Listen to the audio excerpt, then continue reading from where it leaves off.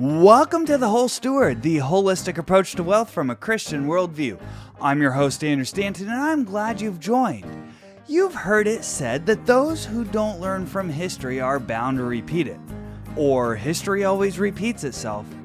Now, I like to say history doesn't actually repeat itself, but it does rhyme. So let's take a trip back in history on a topic you'll remember well. It's lessons learned from the world's response to COVID-19. Today on The Whole Steward.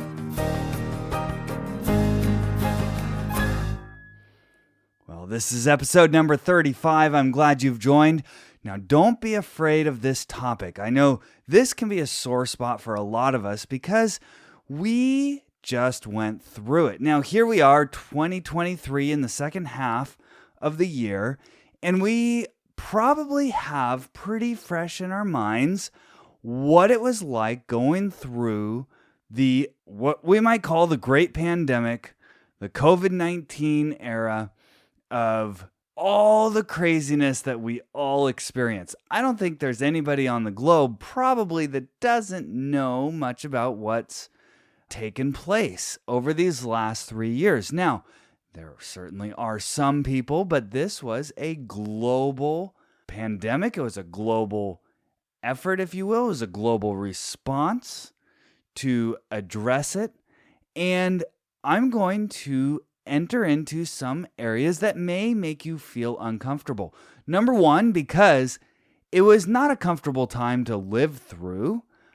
And we are going to relive some of those things. I think this goes for myself as well, that I forget what it was like. And I get comfortable now in the way things are going back to somewhat closer to the way they used to be before the pandemic. And we forget. It's human nature to forget. And that's why I opened the show the way I did. History doesn't repeat itself, but it does rhyme. And we need to learn from it. So we need to remember what happened and how to prevent it again. Now, why am I talking about this now? Well, I will tell you about that in just a moment. But I want to encourage you that there will be some things I talk about today that will bring back bad memories. And it is not my intent to be negative in any of these things, but actually to come from it from a positive standpoint, because it was a very difficult time. There were real people dying from sickness. There were real problems introduced by the response to that sickness. And so we're going to look at some of the details today and see how we can do better next time. And it will be a collective effort. So bear with me today. I want to start with Event 201. Event 201 was an event hosted by the Johns Hopkins Center for Health Security in partnership with the World Economic Forum and the Bill and Melinda Gates Foundation on October 18th, 2019. So in here, there's a few things that you're going to hear that sound a lot like the real thing. But remember, this is before we heard about the coronavirus, the SARS-CoV-2, or what we know as COVID. And I'm going to skip ahead and just play just a few portions of this for you and listen in. We're at the start of what's looking like it will be a severe pandemic. And there are problems emerging that can only be solved by global business and governments working together. So here we see the start of a severe global pandemic. And now they're going to simulate, well, how do we respond to this? Let me skip ahead. If you want to watch the whole video, I will link. It's just the highlights from the event that I am using. But I encourage you to watch the whole video so that we can learn from these people who met to simulate what they were going to do when it happened for real. We are not out of money, yet. But the fact is we are trending in a dangerous direction and something needs to change. So the policy question for this board now is how should financial resources be prioritized? Are there nodes that we cannot allow to fail? What is your sense of priorities? We don't have money to pay for all of these urgent problems. So at the moment, we want the funds, right? You need the money. So where's the money? So government kind of supplies some money.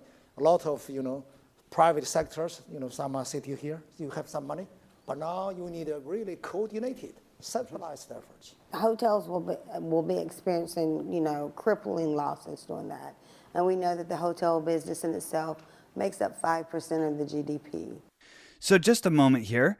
The financial issues that are going to arise from this pandemic that they're simulating are going to be significant, they say.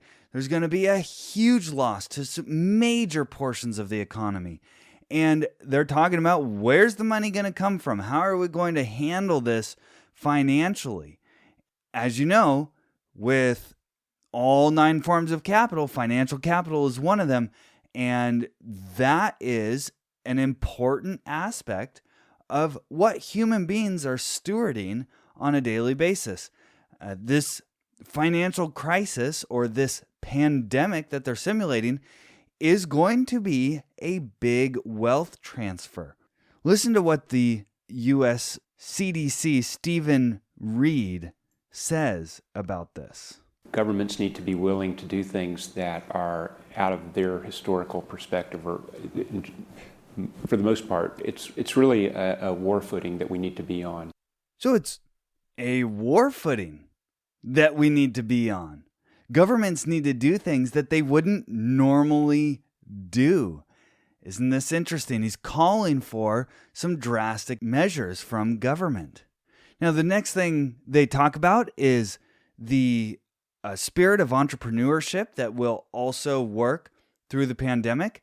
Certainly, we saw some of that, but that was only a small glimmer of positivity amongst a lot of things that are what I see as very negative as a whole steward. Now, the last piece I'll play for you has to do with the information flow during the pandemic. Listen to what they say. Remember, this is October 2019, prior to the pandemic. This is their simulation. Countries are reacting in different ways as to how best to manage the overwhelming amounts of dis and misinformation circulating over the internet. In some cases, limited internet shutdowns are being implemented to quell panic. How much control of information should there be, and by whom? And how can false information be effectively challenged? And what if that false information is coming from companies or from governments? I think it's very important that we make sure that there is concise communication with all healthcare facilities where these patients are being treated so that there isn't mass panic. We're at a moment where the social media platforms have to step forward and recognize the moment to assert that they're a technology platform and not a broadcaster is over. They, in fact, have to be a participant in broadcasting accurate information and partnering with the scientific and health communities to counterweight, if not flood the zone of accurate information, because to put the genie back in the bottle of the misinformation and disinformation is nigh impossible. Wow. The technology platforms, let's just name them, maybe Facebook, Twitter, Google, wherever people get their information, have to recognize that they are no longer a technology platform, but a broadcast platform, and they must be responsible for culling the information and fitting it to meet the global approved messaging that is considered not disinformation or misinformation, whatever it is, to coordinate that flow of information out to the people. They were planning on this. They were practicing for it. They were simulating this. And they were doing this all on October 18th, 2019. Of course, they said, oh, well, the coronavirus that they were simulating came from pigs instead of bats, which was the information they disseminated during the real pandemic when it was go time for these people. Fast forward to February 2020. Not long after that event, there's a lot of evidence that the virus was man-made. The origin we won't necessarily talk about yet here at this point. However, the global pandemic was begun in 2020. They call it COVID-19 because it started in 2019. In fact, it was already spreading in China when they had the event, I think. And anyways, it spread to the globe, which is what viruses do. You've heard the term going viral. If something goes viral, it just spreads to everybody. Well, that's what the virus did. The virus went viral. And it certainly did what viruses are meant to do, which is spread themselves and not kill the hosts while they're doing it. What I want to focus on today is more so the response to the virus. Now, let me begin by saying, if you have a loved one who either died from this or got severely sick or permanently injured in some way, my heart goes out to you. I personally have friends who died from COVID-19 or complications from it. They were older. They did have not necessarily pre-existing conditions, but at least had been advanced in years. My own father struggled very significantly when he caught COVID. Everybody in our family has had it since then. This is not meant to be insensitive to the difficulty that real sickness can cause. And just to lay the foundation biblically, we live in a fallen world. We live in a world where, as Paul says in Romans chapter 8, verse 18, "For I consider that the sufferings of this present time are not worth comparing with the glory that is to be revealed to us. For the creation waits with eager longing for the revealing of the sons of God. For the creation was subjected to futility, not willingly, but because of him who subjected it, in hope that the creation itself might be set free from its bondage to corruption and obtain the freedom of the glory of the children of God. For we know the whole creation has been groaning together in the pains of childbirth until now.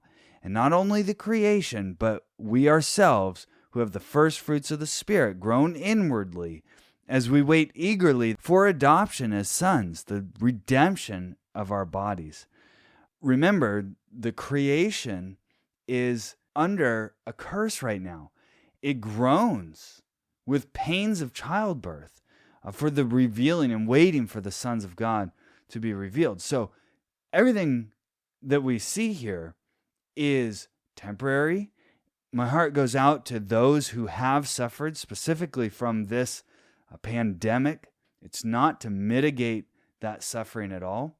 What this is going to be is a look at the response, the reaction to that suffering, a reaction to the pandemic and the man-made policies that affected so many people's lives in ways that really had nothing to do with the virus or the pandemic. So I'm just going to touch on a few things, a few highlights that came to my mind.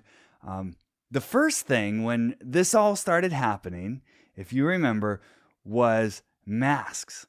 And what they said actually was not to wear them.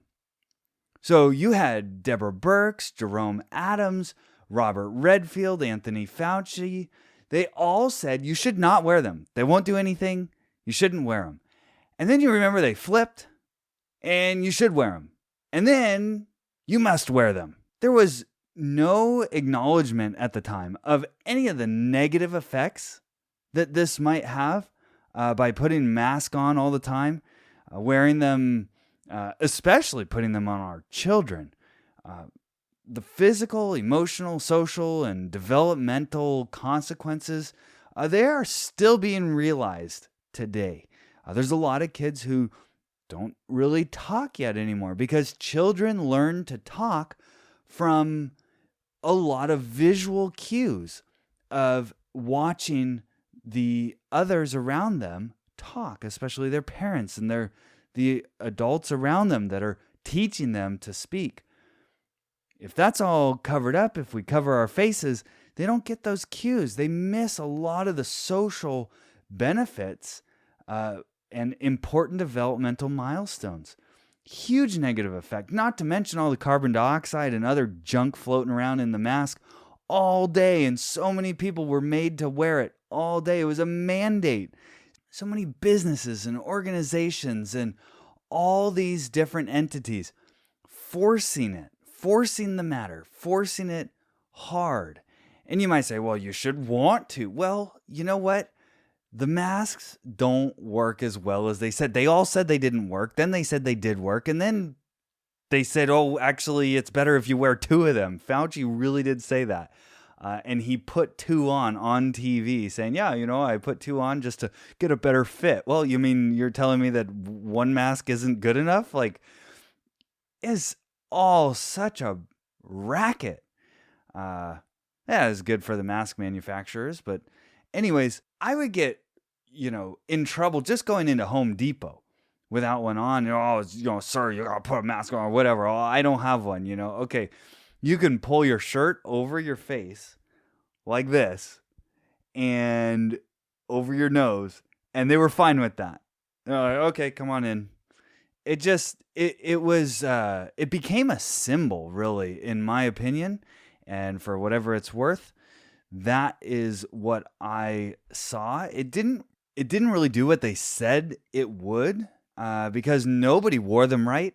In fact, I used to watch at the time, I had forgot about this, but they had training videos put out by the CDC on how to properly wear a mask. And if you didn't do it properly, it wouldn't have the right effect. And I can tell you, very few people watch those training videos.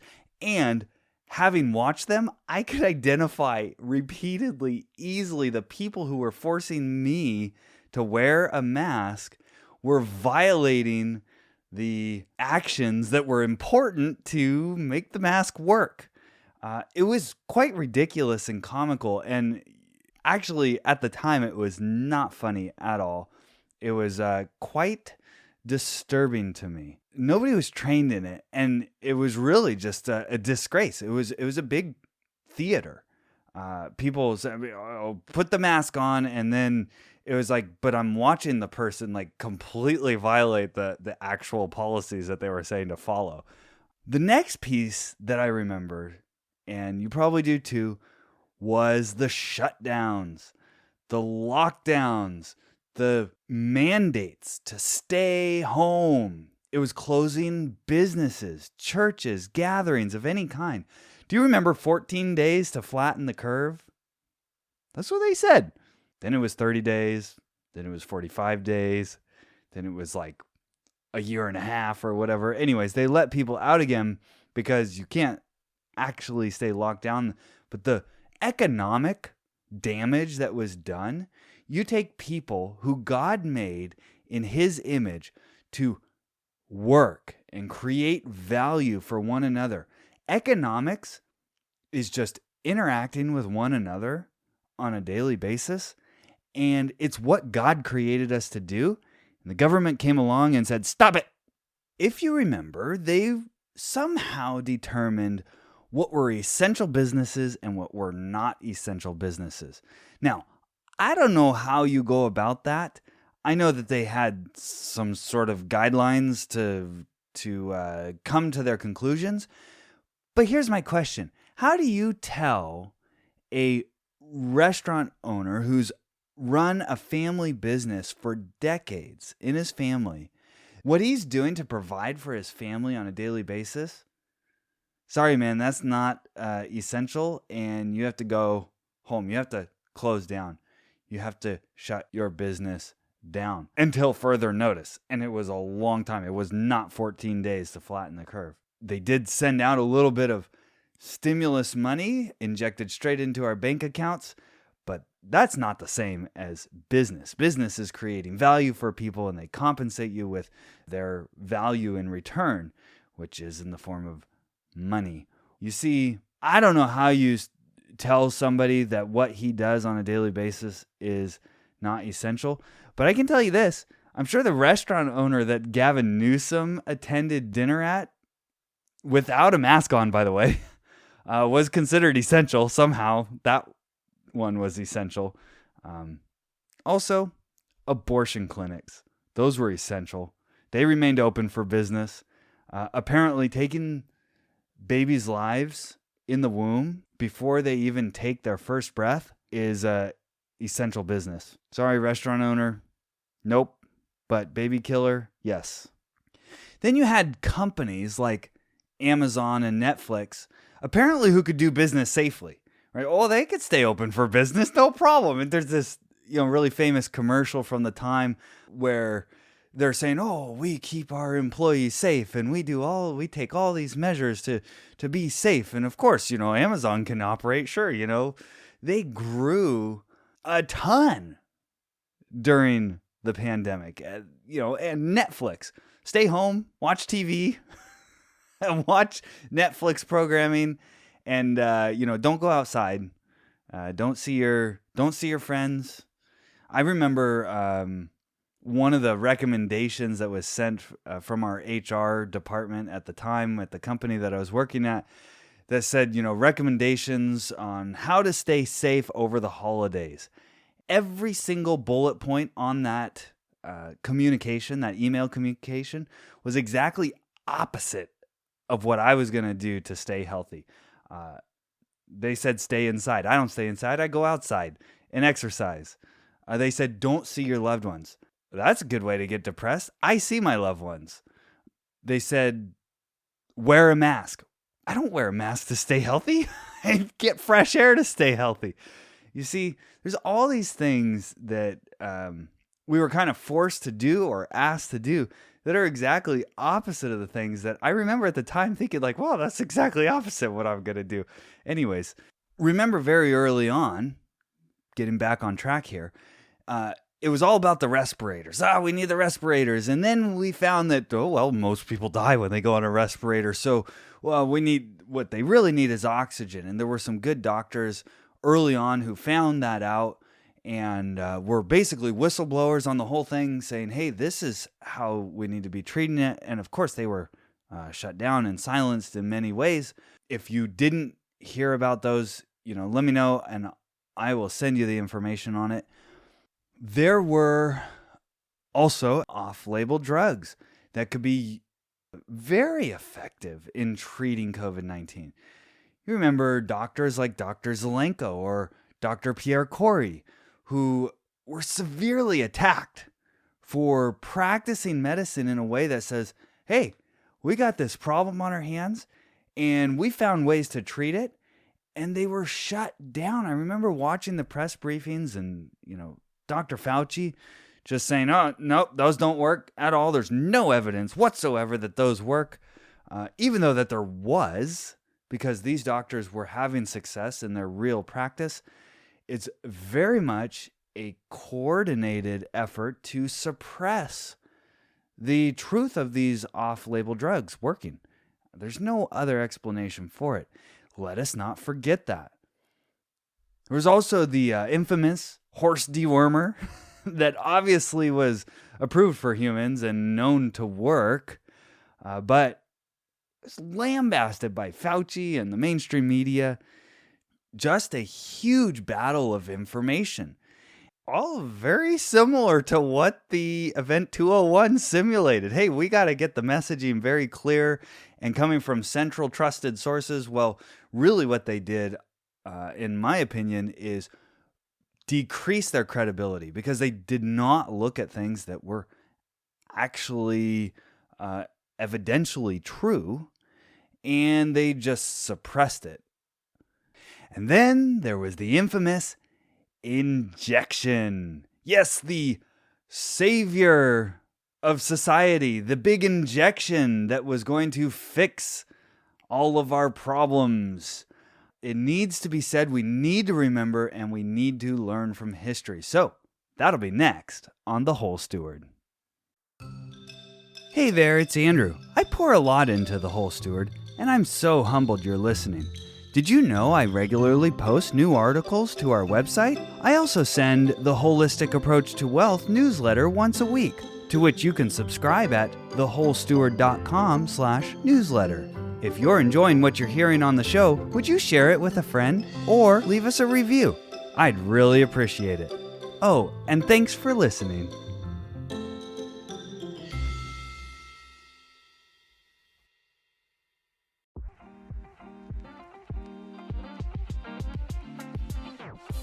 Hi, this is Gary Pinkerton with Gary's Gulch Podcast. You are listening to The Whole Steward with Andrew Stanton, one of the best researched shows by a man of true passion.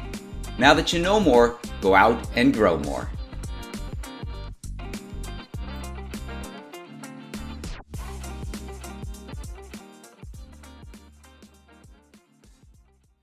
So you remember Operation Warp Speed? Yes, remember none of these repurposed drugs should be used, but the quote-unquote vaccine is the all-powerful savior. Let's get a little technical for a second. It's actually not a vaccine as we would think of one traditionally. It's mRNA technology, and before the pandemic, it was known as gene therapy.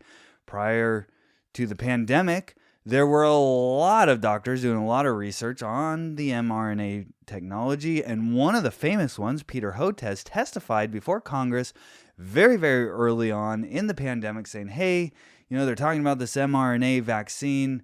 He worked on it. He's very pro-vaccine, saying that, look, there's a problem. We've seen issues in the animal trials that make it not really ready for mainstream.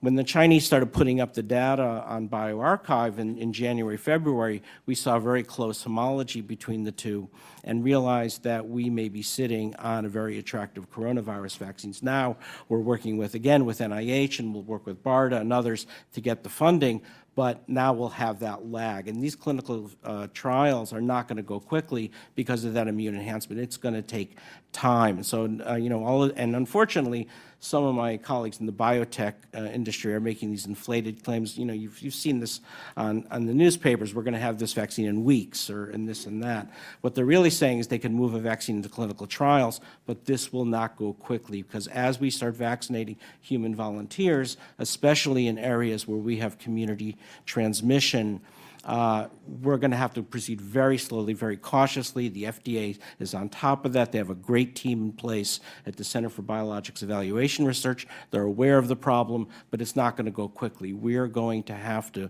follow this very slowly, cautiously, to make certain that we're not seeing that immune enhancement. So now we're hearing projections a year, 18 months. Who knows? This is not going to go quickly. Well, of course, later he flipped and said, yes, get vaccinated, and he was on TV getting vaccinated himself. People who don't have much of a moral conscience just change their mind and change what they're saying. It's very sad. That's Peter Hotez.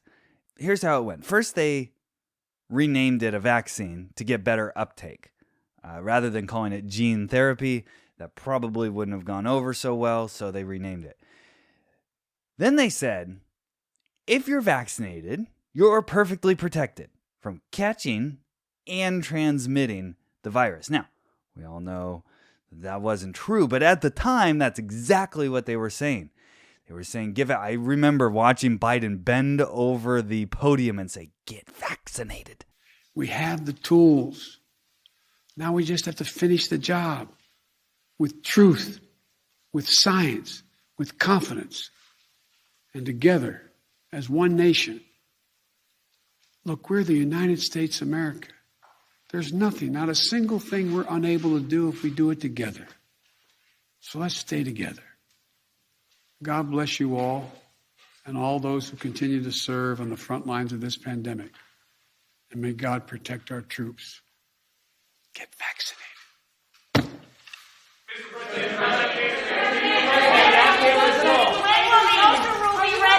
constitutional, Mr. President. Super creepy. I looked at my wife. I'm like, whoa, this is not convincing at all. Anyways, the mRNA technology was then rolled out on a mass scale. After a while, they said, well, you can still catch the virus, but you can't transmit it. So you're still like sort of protecting other people by doing it.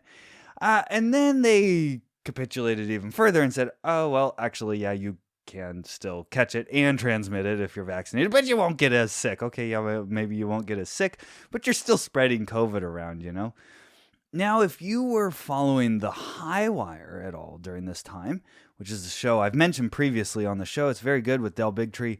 They do great journalistic research in this topic, and if you were following them at the time, you would have known all these things prior to the rollout, because they break down the studies. They show you, okay, here's what the trial was, here's how effective it actually was, and here's what mainstream media is saying, which is completely disconnected from reality. You have to be very careful where you get your information. Don't trust me on this. I'll put the links to everything I'm talking about in the show description. If you look at what happened, by the way, Pfizer, Moderna, BioNTech, they made colossal profits during this time, each in the tens of billions of dollars. And most of that was basically publicly funded. I mean, governments around the world paid for this thing to be mass injected into millions of people.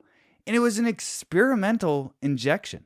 It really was. I mean, even when the ACIP meeting approved it, they approved it for emergency authorization, which means, well, it's not, officially approved. That means it's still experimental. It's like, oh, they're using the general public as the test subjects, basically, in this case. If you look at this, I think that the ACIP body wrongly approved it because there were some early markers that there were significant, you might call them side effects, but I just like to call them effects. Any and every treatment you do on your body will have an effect. It might have the effect you want. It might have other effects that you don't want, but they're all just effects. One of them was myocarditis in young men. Others were blood clotting. They were very real issues, and you didn't hear about those when you got the jab, probably. They probably didn't say, hey, by the way, just so you're aware, there are these really high probabilities, relatively speaking, of these effects. You didn't get that. It was just one little thing on the label that says, this is emergency use authorization, and you had to sign a thing that said, you can't sue them. Because, by the way, the vaccine manufacturers, they are not liable for any damages when they occur. Apparently, the government covers that, and we can dive into more detail on that later. But these companies are making billions of dollars in profit. That's not the revenue, that's the profit on these experimental injections. And millions, tens of millions of people are taking them, getting the injection. Now, this, in many ways, was a very clear violation of the Nuremberg Code on so many levels. If you don't know what the Nuremberg Code is, in fact, I didn't actually know before all of this. I learned a lot during the pandemic. The Nuremberg Code was a byproduct of the Nuremberg trials, which were doctors in Nazi Germany who were administering experimental injections on people without true informed consent. And those doctors were later, after the war, tried and found guilty of saying, well, we were just doing our job. It was just our job. It's what we were told to do. We had to do it. And the trial said, no, that's not good enough. You're in trouble anyways. And one of the very first thing, the very first item of the Nuremberg Code is informed consent. So unless you know all the things about the injection that can be known and are known, that's not informed consent. If they tell you, oh, it's safe and effective to prevent contracting the virus and or spreading the virus, and they tell you that and you go and get it, that was simply not true. And it was known to not be true. It was a lie. And so that's why I say, and there are many other levels that it violated the Nuremberg Code, but that was, that's just one example. Now, the crazy thing is, then it was mandated. It was mandated for healthcare workers, for government employees, for first responders, for pilots. This experimental injection was mandated for those people to keep their jobs. And I personally know people who were forced out of their careers in that space because, well, maybe they got the first 1 or 2 injections, but they were like, no, I'm not getting the booster, because they then saw like, hey, this thing doesn't actually work and it's actually risky and I don't need it. They lost their jobs. So many good, the people who were, thinking on their 2 feet in nursing, the doctors, the first responders, the pilots, those are the people you really want, taking care of you when you actually, need them. And they were being forced out of their work. The people who just line up and, take the jab, mindlessly take the jab, makes me wonder if I even want them working on me. So it's a very sad time when all these people were losing their jobs. Many were forced out of their professions altogether. Then, if you remember, in my case, medical segregation was enacted. The company that I worked for said when you got vaccinated, you could then take your mask off and you could kind of go back to normal if you got the injection. But if you didn't get the injection and you had to bring proof to the job site that you got it, you still had to wear a mask. It was those people who did not want to wear a mask and did not want to get the injection. And I asked the question straight up in one of the meetings, one of the team meetings we were having. I said, are you really gonna enact medical segregation? And the response was, yes, that's exactly what it is. And we're gonna do it. So that's the way it is. And I was just, I was floored. I couldn't believe it. But that's what it was. Looking back, we know that the vaccine doesn't do what they said it would. So then you had to get a booster, and then another booster, and then another booster. And by the way, if you're not fully up to date on all your boosters, they consider you unvaccinated. Now, that's not really a fair statement, because an unvaccinated person is someone who didn't participate in the experiment at all, one who got some of the injections, but just not all of them that they told you needed to get, should be kind of like a third category. If you want it, that's great. But if you got it without informed consent, that's a violation of the Nuremberg Code and a very sad and difficult situation. Especially if you look back and say, wow, I wish I didn't get it. You can't take it out of you once you put it in you. And this is folks, a stewardship of the body question. You have to think about this from a biblical Christian worldview. Is this something that God wants me injecting into my body? Is it because you're afraid of the sickness that this is apparently supposed to prevent? Is it because you're trying to do it for others around you, where if you are honest about this particular injection, and we could talk about other injections all day, the ones that they administer to children extensively, but that's a choice. This is a choice that you have to make. This is a choice about stewarding your body. And God certainly has given you your body And parents, if you're taking care of your children, you are, in a sense, responsible as part of your social capital. But really think about and pay attention to what it is that you put into your body. Now, we know Jesus says that it's not what goes into a man that defiles him, but what comes out of the man, for out of the heart comes all forms of wicked ways. And that is true. What goes into your mouth passes through the stomach and is expelled, but what comes out of the heart is inherently moral. Out of the heart the mouth speaks, the Bible says. The thing is, though, that there are healthy foods and unhealthy foods. There are healthy injections and unhealthy injections. And you have to use a lot of wisdom to decipher that. I'm just talking about it because of the global response and the push and the lies that were propagated during the time. We need to be on guard. We really need to be thinking about these things very carefully, especially because, as we'll see at the end, we may not be out of this. We certainly are not out of this from a global effort perspective. And really these global elites that are pushing these responses. Lastly, the financial ramifications, they've been honestly just catastrophic. So many businesses went out of business at the time.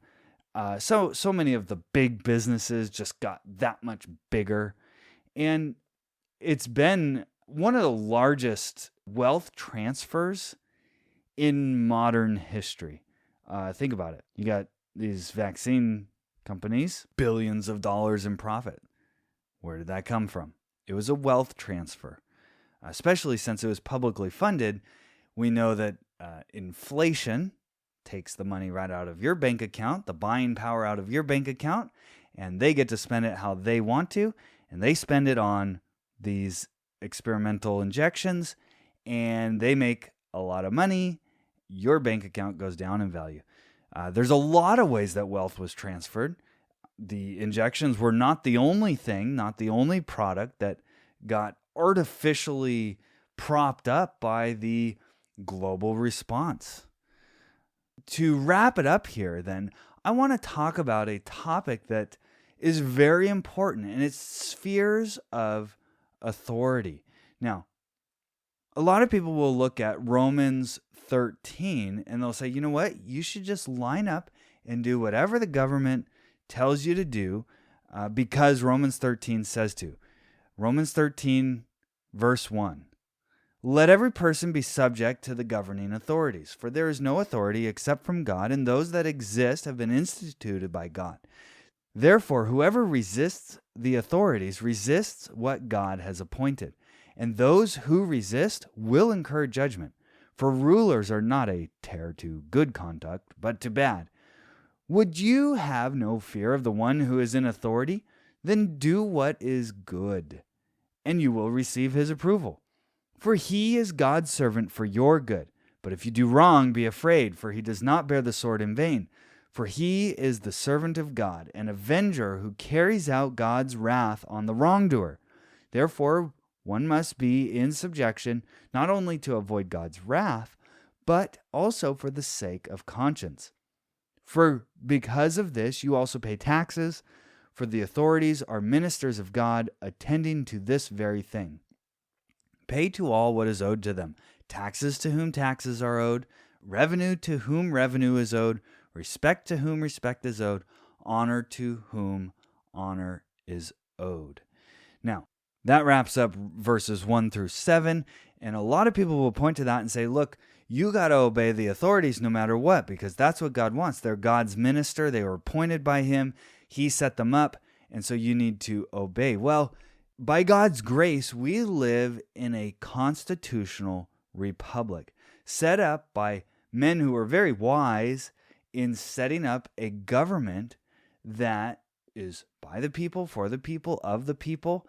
And if those in authority violate the founding charters, like the Constitution, which many of the things that were being enacted by the health authorities or whatever are not constitutional, and therefore illegal. And granted, it doesn't say here, only obey if the guys in authority are doing things that are legal. It says just obey. But there is the need to understand spheres of authority. There are 3 spheres of authority. There's the civil government authority, then there's the church, and then there's the family. Now, the civil government has a certain jurisdiction. Some people will say, oh, well, this is descriptive of what government is. Others will say, no, Romans 13, 1-7 is prescriptive. It's actually prescribing to the government what the government should be. So they're supposed to be an avenger on the wrongdoer. But what we saw through the pandemic, many times it's not the wrongdoers who are getting punished. It's not the wrongdoers, it's the doers of good that are suffering.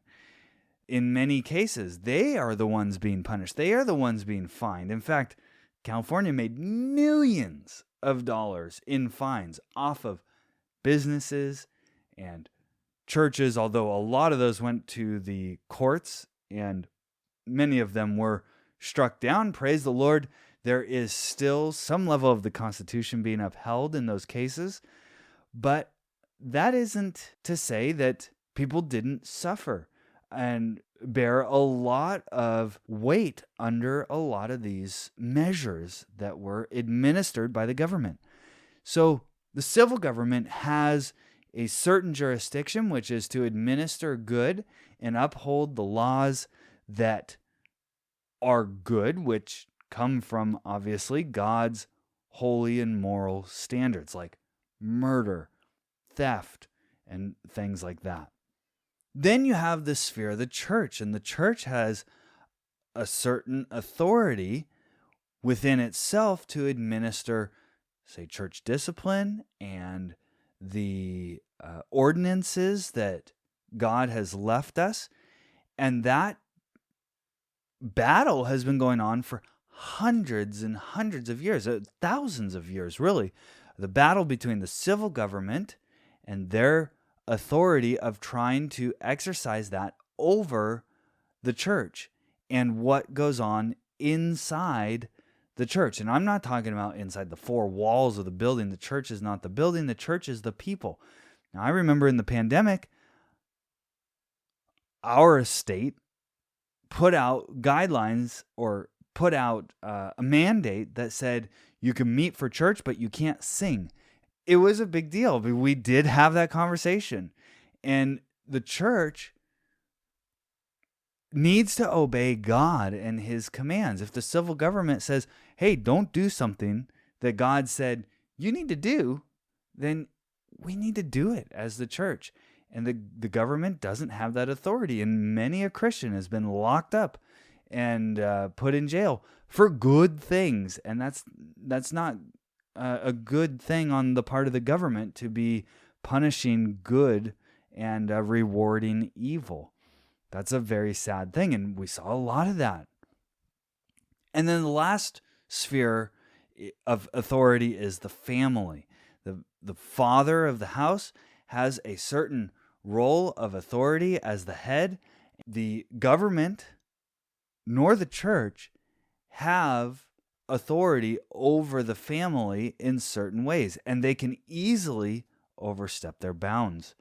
So really, it's God has given parents the right and responsibility to raise their children in the fear and admonition of the Lord. That is parents' rights and responsibilities.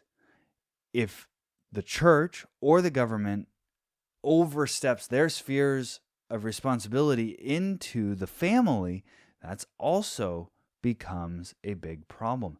So each one of those spheres needs to function as God intended, and everything will be much better.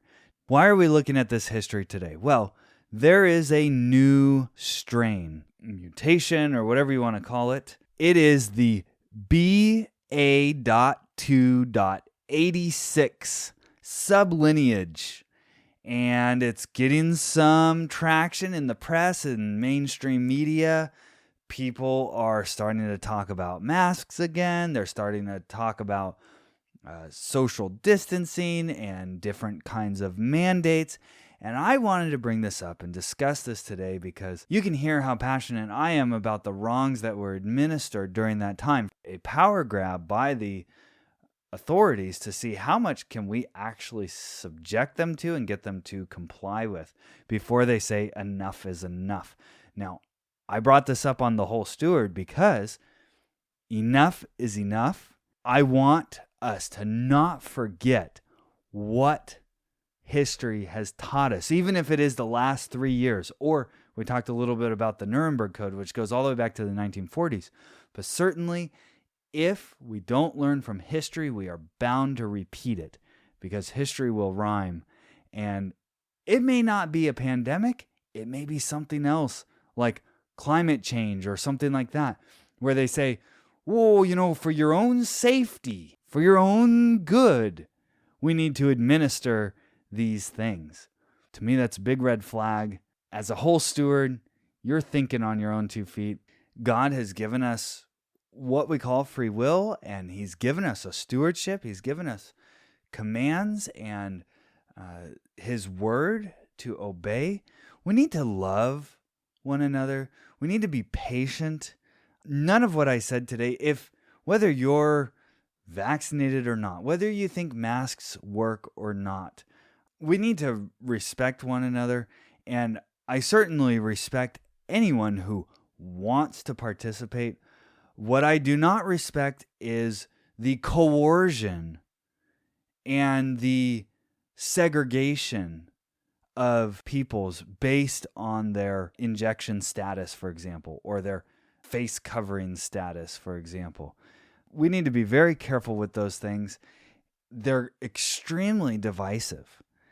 Let's just be careful to respect one another, to love one another, but to also remember to not repeat history. And if we all stand up and we say no to the lies, and we say no to the corruption, and we do that together, then we have a fighting chance of preventing the bad part of history to repeat itself. There's a lot of good things that have come out of the last 3 years. So let's make the next 3 years even better. That's all I have for today. If you like The Whole Steward, please leave a review. Please go to thewholesteward.com/review. Leave us one there, or even better, on whatever platform that you listen to. Don't forget to subscribe, and I will meet you next week for The Whole Steward. Now that you know more, go out and grow more.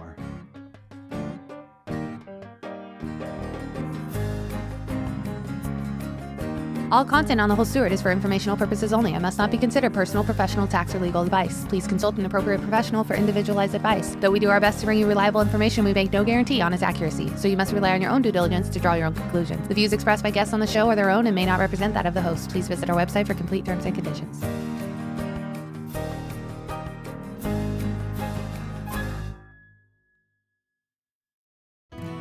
Thanks for joining us today for the holistic approach to wealth from a Christian worldview. This show is brought to you by thewholesteward.com.